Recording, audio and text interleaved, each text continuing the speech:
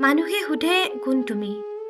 উত্তৰত আপুনি ক'লে মই অকল মানুহ বুলি।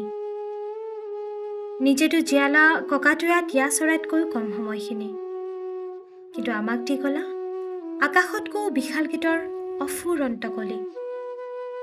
মানুহে কিনিলেই ধন সম্পত্তি, নিজৰ পৰিচয়ৰ সন্ধানত গুচি গ'ল অসম মাতৃকেৰি।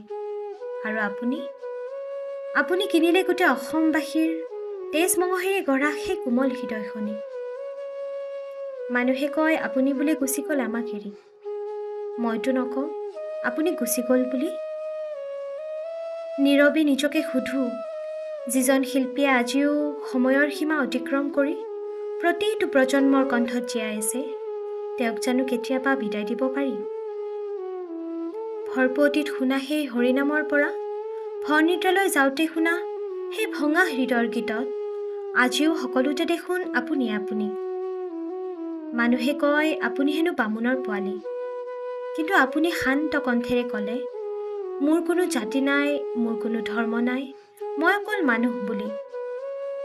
শেষত মাত্ৰ ইমানেই কওঁ, সময়ৰ সোঁতত বহুত আহিব বহুত যাব, কিন্তু আপোনাক দিয়া স্থান আমি কেতিয়াও নিজে বিচাৰিলেও আন কাকো দিব নোৱাৰিম বুলি। ধন্যবাদ।